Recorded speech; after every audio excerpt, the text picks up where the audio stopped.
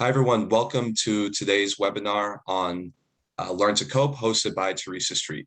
My name is Ray Paul Byron, and I'm the president of Theresa Street. I'm joined also by Zachary Wessner, who's our vice president. Theresa Street was founded in 2020 with the goal of raising funds and awareness for local organizations that we believe are doing meaningful and measurable work in the South Coast. We raise this awareness and funds by hosting fun, impactful, and of course, competitive events, such as the Theresa Street Summer Classic Wiffle Ball Tournament, where we raised $17,000 for two organizations, North Star, which helps local families and spreads awareness on early childhood education in the South Coast, and Bish Strong, which supports one of our friends that was paralyzed from the upper chest down. We really love to work with these organizations who we call our community partners. We learn about their mission, how their work is impactful and efficacious, and how they're really making the South Coast community a better place to live for everyone. And today I'm very excited to introduce the wonderful folks and partners at Learn to Cope. Learn to Cope is an organization founded in 2004 with the goal of providing a support network that offers educational resources, peer support, and hope for parents and family members coping with a loved one addicted to opioids or other drugs. And on August 30th, we are hosting our first annual Theresa Street Open Golf Tournament to raise money exclusively for Learn to Cope and the wonderful work that they are doing. So if you want to get involved in the golf tournament, or if you're a business and would like to sponsor a hole, please reach out to Zach or I. Our information will be linked to this video, or visit us at theresastreet.org/events. So without further ado, I'd like to introduce the folks at Learn to Cope. We have Joanne Peterson, who is the founder and executive director here today, and we have Caleb and Chris Staniloff, who have decided to join, and we welcome, and they're sharing a little bit of their story and how Learn to Cope has impacted their lives as well. So thank you for joining us today. So with that, I will turn things over to Joanne. Thank you, Ray and Zach. Before I start, I just want to say thank you so much for choosing Learn to Cope as your charity choice for the tournament. We're really humbled by that and very grateful. And I want to thank Caleb and Chris for, giving their time to come and speak today on their journey. So I can begin with the history of Learn to Cope. It started really in 2004 when my family was affected by the opioid crisis. Thankfully today, my son is in long-term recovery, although I am still unfortunately affected by it. I lost my niece 3 years ago, actually this month, to a fentanyl overdose. So it still is a very big part of my heart and soul, and really always will be.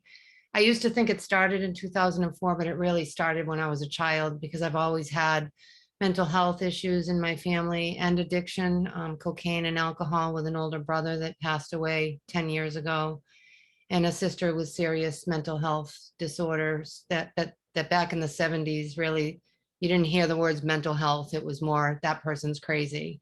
And then that was it. There was no reaching out, how to help. No one ever really talked about things back in those days. It was more like you hid everything in your family. And, it was almost like a shameful thing, really, looked upon addiction and mental health.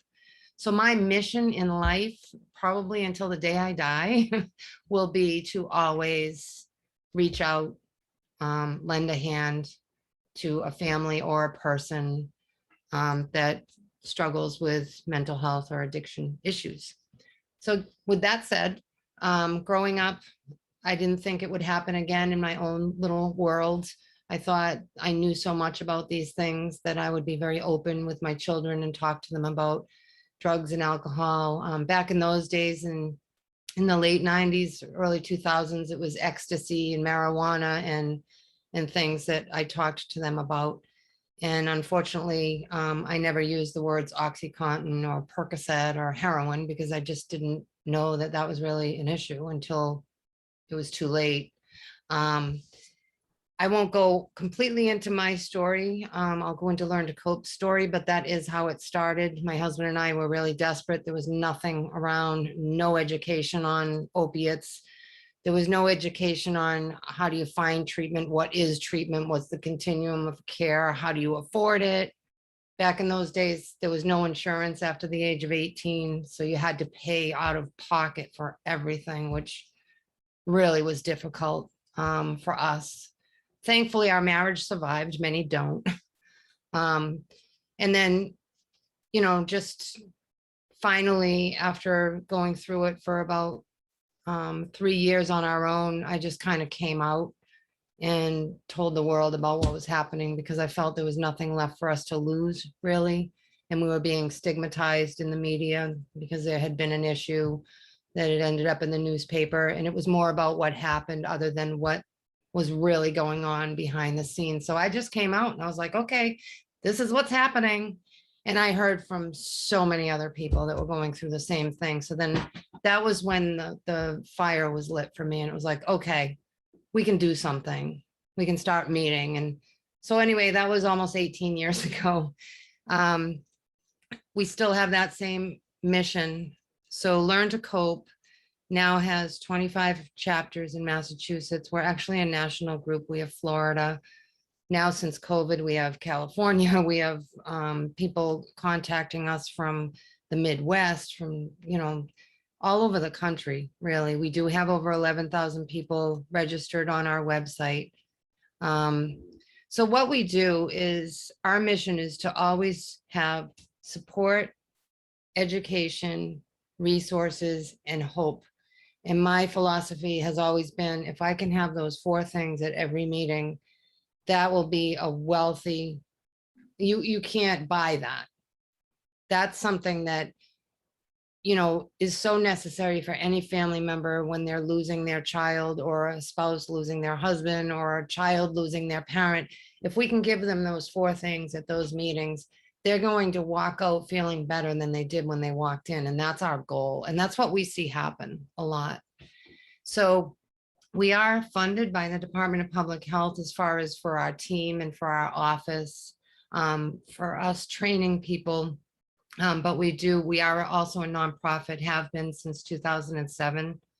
I basically drove all over the state for 3 years, starting groups, and worked full time. And then suddenly, the Massachusetts legislator got together and said, we want to fund what you're doing because you're helping a lot of people. So today I'm very grateful to have a team of 13 amazing people that are all our regional managers. So in the New Bedford, Taunton, Fall River, South Coast area, we have Patty Conant, who is our regional manager. And she's wonderful, just like all of our other ones. We reach the North Shore. We're in 12 out of 14 counties in Massachusetts. North Shore, South Shore, South Coast, mid Massachusetts, Western Mass. So we try to touch every area of the state. So pre-COVID, we had in-person meetings, which we will have again. But right now, because of COVID, we're all virtual. And I'm very happy to say that thanks to our team and all of our volunteers, who you will meet, Caleb and Chris, in a minute, we have been able to still provide all of those things.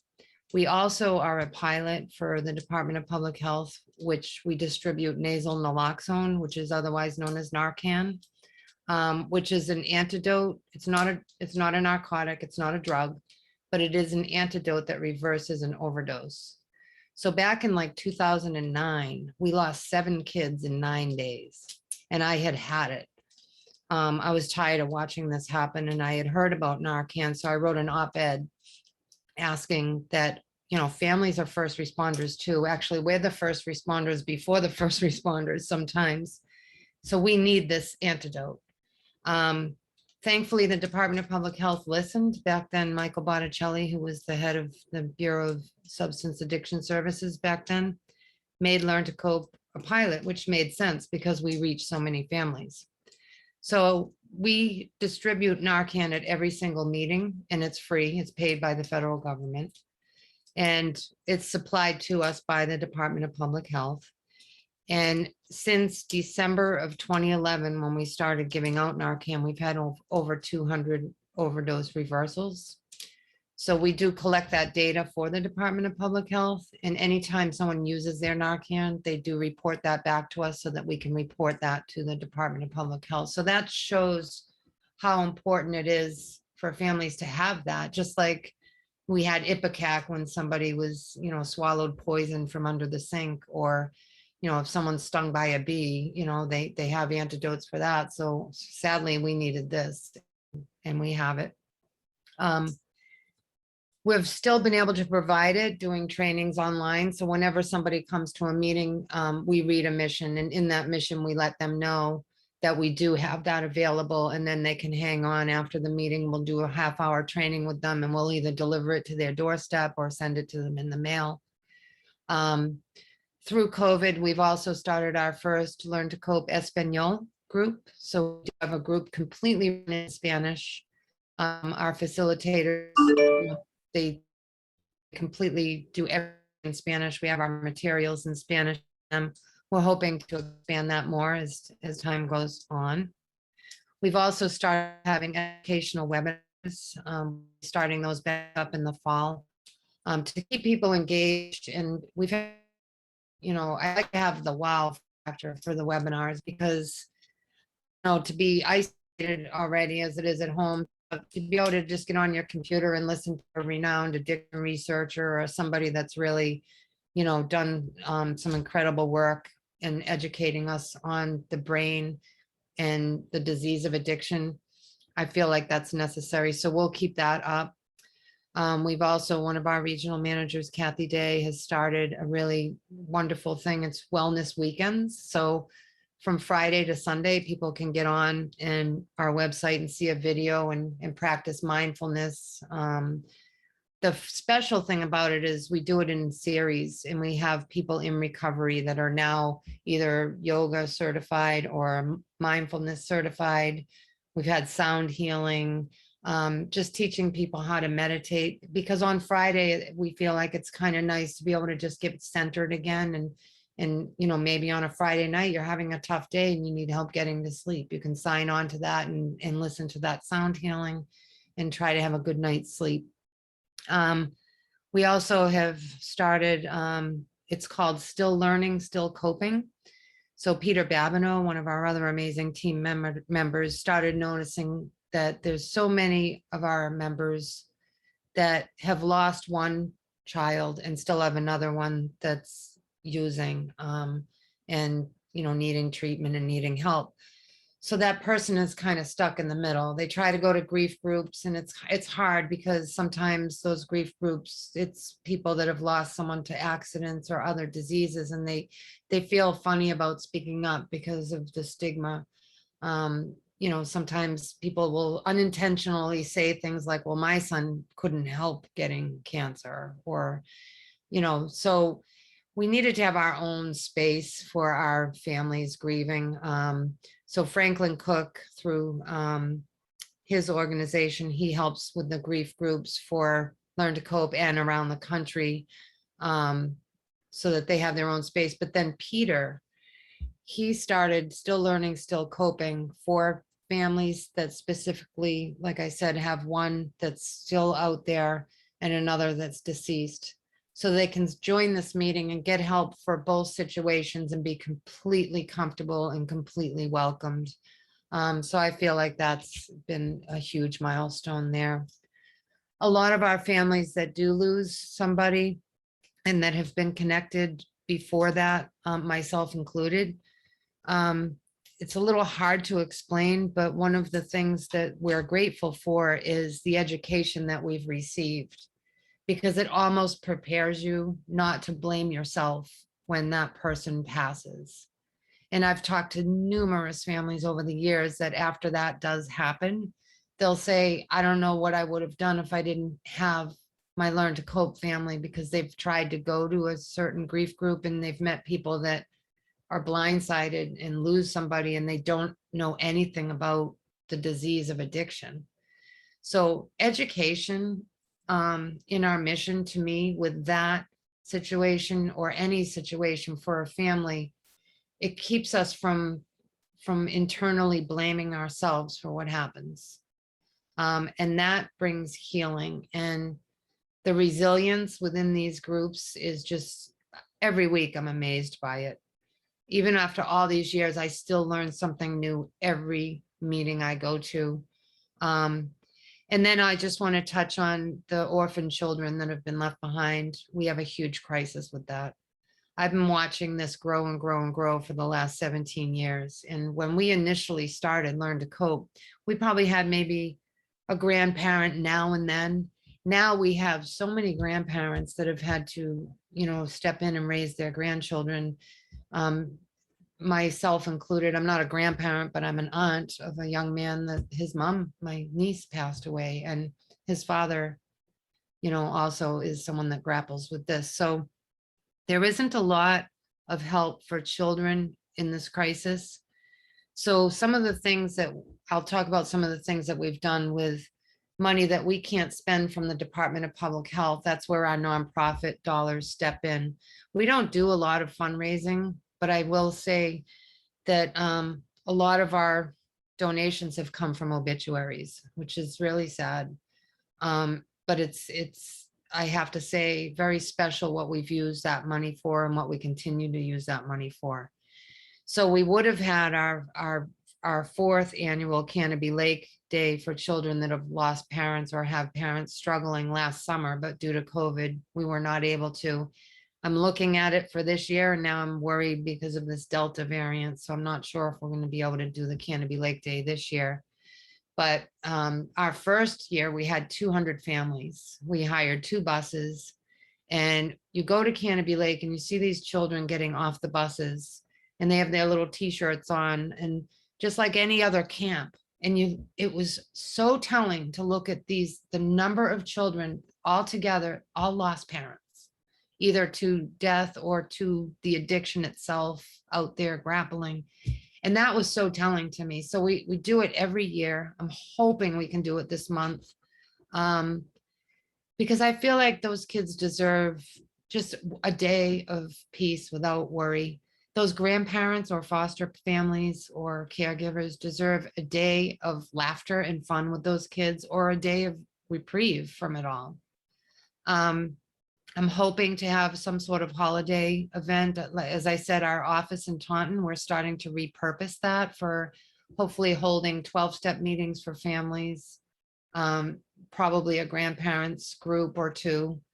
I'm hoping to have like a holiday drive for children that are being raised by foster or, grandparents or caregivers, to help out with the holidays for toys, school supplies, clothing.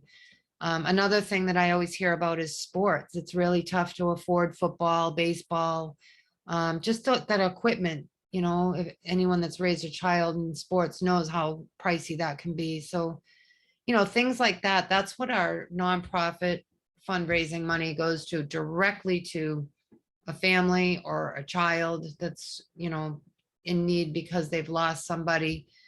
We also in the past funded yoga teacher training for people in recovery, as long as they have at least 1 year, through Whitman Wellness Center. We've sent a couple of people through yoga teacher training who are now teaching and practicing yoga and teaching others. So I was really proud of that.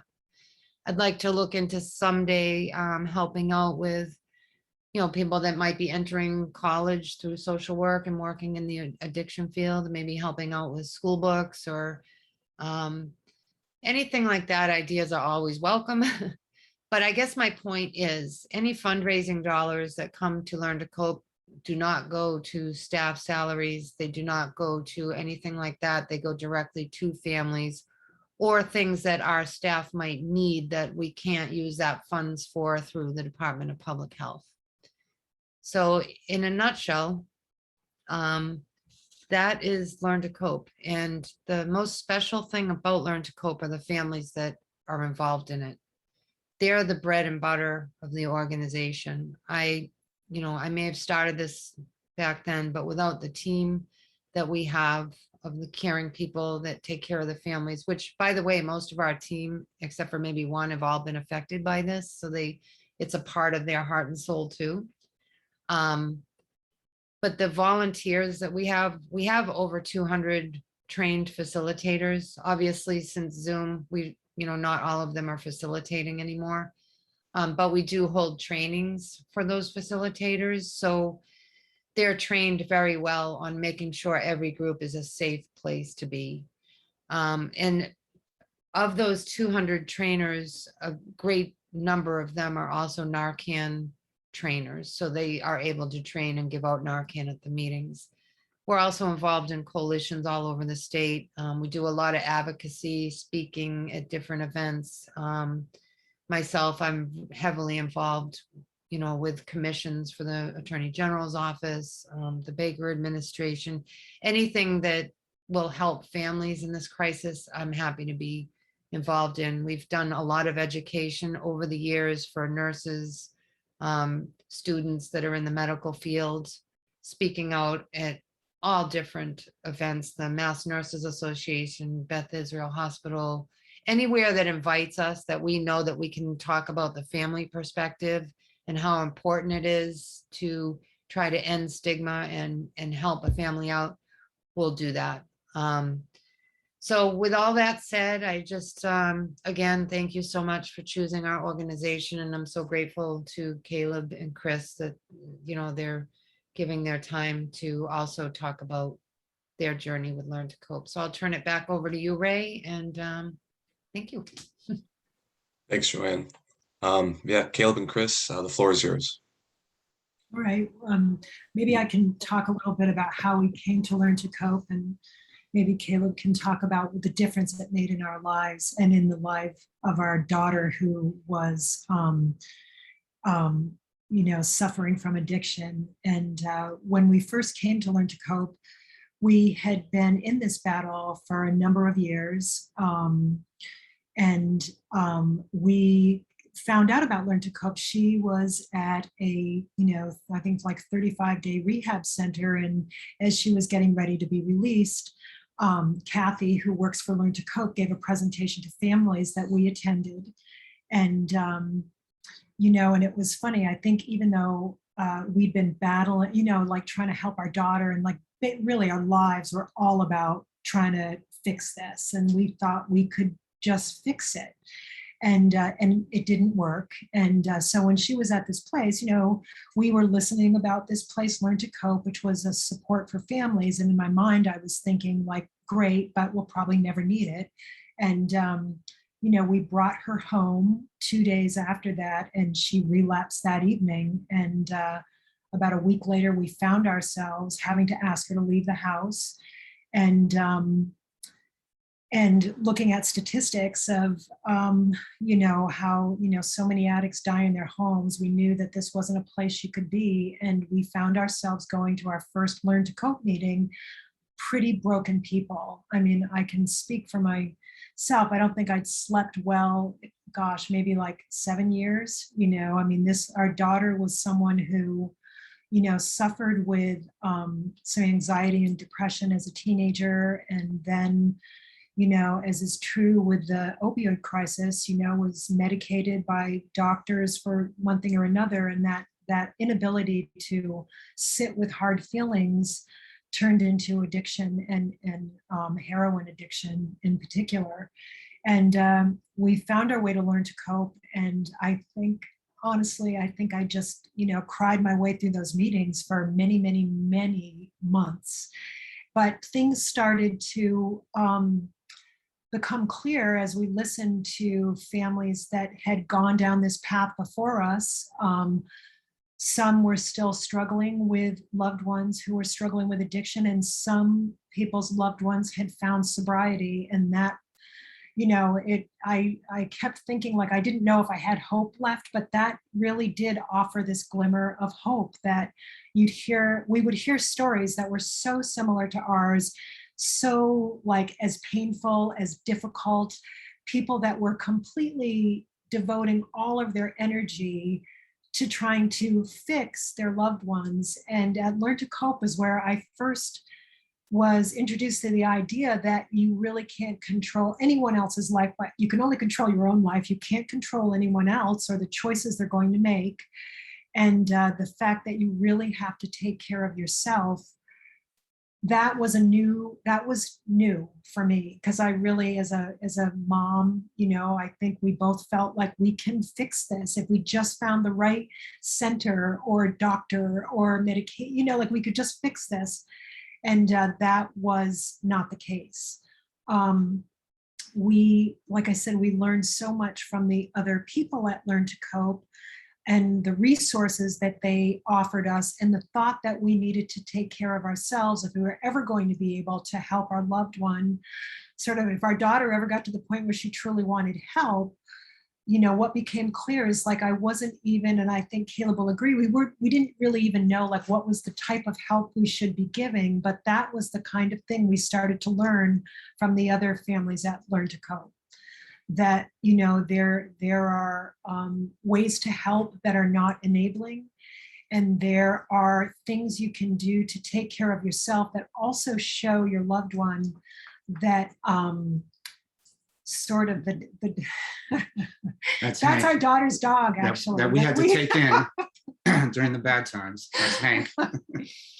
But we learned that there were, things that had made that, actions that people had taken within their own lives and with their family members and loved ones that were suffering from addiction, that made a difference, not only in their own journey through this, but in the journey of their loved ones. And that, again, that was a new concept for me, that by taking care of myself, I was actually showing our daughter that we were making a turn towards personal well-being to the best that, the best of our abilities. And that changed the dynamic of our family in a way that I think was very significant in her looking at the path that she was on. And besides that, we also would, from every Learn to Cope meeting, we would listen to speakers, we would gather resources, and we would always try to share something with her, not only so that she knew that we were doing something to make ourselves feel better and educating ourselves about the disease of addiction, how it affected her and how it affected us most of all. But that maybe in some of those texts and calls that we made to her, telling her about, this person or this program or this center, all accessible, sort of, we felt they would be accessible to her should she, just decide that she really did want to find sobriety, that maybe something would sink in and make a difference. Because really everything that we tried, center after hospital after program, nothing worked. And it was that realization at Learn to Cope that you really can't control what someone else does, but you can control how you react and what you do to take care of yourself. That I believe that was not only really significant in our recovery as a family that was really broken by addiction, but it was also important in our daughter's journey to sobriety. And we are happy that, she's now been sober over 19 months. She was sober for a year and relapsed. And since then, it's been 19 months of sobriety. Thank you. She's managed several sober homes now. She is working as a recovery counselor, sort of helping people on their journey to sobriety now. And we're happy to be able to sort of offer that hope to other families who arrive in the Learn to Cope group, like as broken as we felt, but there is hope. And I really did learn that in Learn to Cope. And we are glad to be able to try and offer that glimmer of hope to people who really need it. Yeah. I mean, in a way, the name of the group could also be Learn to Hope. And I think that, like Chris, I mean, you covered everything beautifully about our experience. It definitely infused hope, and it was hard to. It didn't happen all at once. I think we've been going for 4 years. We still continue to go, but I think when we arrived, as Chris mentioned, we were trying desperately to do it on our own. I think a lot of parents go through this process where you feel like love is enough to conquer this thing, and what you learn is that this addiction is stronger than love. Love is a requirement to as part of this journey, but it's not going to solve the problem. And I think getting the education, being among people who would experience exactly what you've experienced. I mean, going to work and, people ask you how your holiday was, and it was it was an awful mess, and you can't, you have to just sort of, you just feel like people can't relate. So this is a group where you find your own people, and it's a real community. And I think that, parents need to sort of understand, as Chris was saying, that to sort of help their loved ones, they have to help themselves first.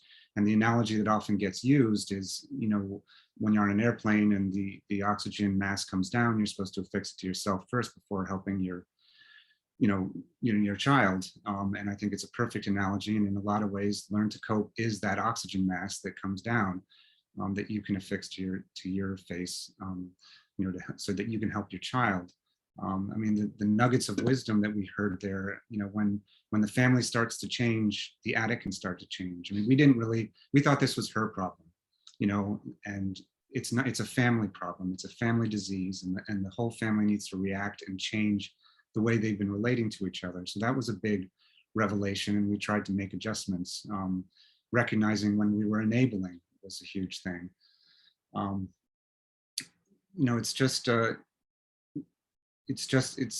I wish we'd found it sooner. I wish there was some way that people could find it sooner on their journey. But we're extremely grateful that it exists. Our daughter, as Chris mentioned, is doing well today. She in fact was a guest speaker, maybe 4 or 5 months ago. And I mean, that was a real full circle moment. And it doesn't just happen with us. We've seen it with other people in our group. Their loved ones get well, they come back and share their story. I mean, there's so much hope out there. I mean, for all the pain and devastation, there is hope out there. And it's very important that parents know that they're not alone on this journey, and that they can't fix it by themselves. And they need to find their people and start, in a lot of ways, we're suffering from addiction as well. I mean, we were addicted to her addiction. So you come to Learn to Cope, and you can break that addiction. You can step off the roller coaster, at least briefly. It's a path forward. And we're just so grateful that we found it. We're grateful to Joanne for starting it and for being so enthusiastic day in and day out. We appreciate you guys supporting Learn to Cope as well. Absolutely. I forgot to add one thing, and that is that Caleb actually started a really wonderful, another venue for parents through Learn to Cope, and it's called Writing to Cope. And he meets with them on Saturdays periodically, and he gives everyone a prompt, and they're all writing, and that writing is very healing. And our discussion board on our website, it's a private discussion board. I know many people are starting to join it from that. Yeah. And I just want to thank you, Caleb, for starting that. I should have mentioned that earlier, but it's been amazing. People are just privately writing all of their feelings and sharing it with each other and healing together. So thank you for that. Yeah, it's my pleasure. It's been a real success, I think. And, we're, both of us are happy to give back however we can. Chris and Caleb, thank you so much for sharing your story. It means a lot too. I know Zach and I, we've been talking about how relevant and touching this is for our own lives growing up in the South Coast community, and having friends and family that have been dealing and struggling with addiction as well. So thank you again. Joanne, for people that want to reach out to Learn to Cope or get involved, what's the best way? So our website address is www.learn2cope.org. Our office phone number is 508-738-5148. And you can also email us right on that website. And if you need help and you want to join our discussion board, it's free, and everything's free, everything's private. And you can communicate with people on that website, any day of the week. So we're here, we're available. Our office is in Taunton. If you call us and you need to talk to somebody, we'll call you right back. We can meet people if they need Narcan, give them training. Hopefully our in-person meetings will be back in person soon, but we will always keep the virtual platform available as well for people that live too far away. And we do have a Learn to Cope New Bedford group and a Learn to Cope Taunton group in Attleboro, which is pretty close to that area. So if you want to try our group, certainly get in touch with us. We're happy to help. Thank you, Joanne. We'll share all that information as well on our website. And again, so on August 30th, we're hosting the Theresa Street Open. If you want to get involved, if you're a business or individual who likes to golf, please reach out. And again, we're benefiting exclusively Learn to Cope and the incredible work that they're doing. Again, thank you everyone for joining us today. I think this was great, and it'll mean a lot to our followers at Theresa Street too. So thank you. Well, Thank you. thank you both for doing this for us. Thank you. Thank you, guys. It was nice meeting everyone. Good to You meet too. you. Thank you. Have a great day. Yep, take care. Bye. Bye-bye.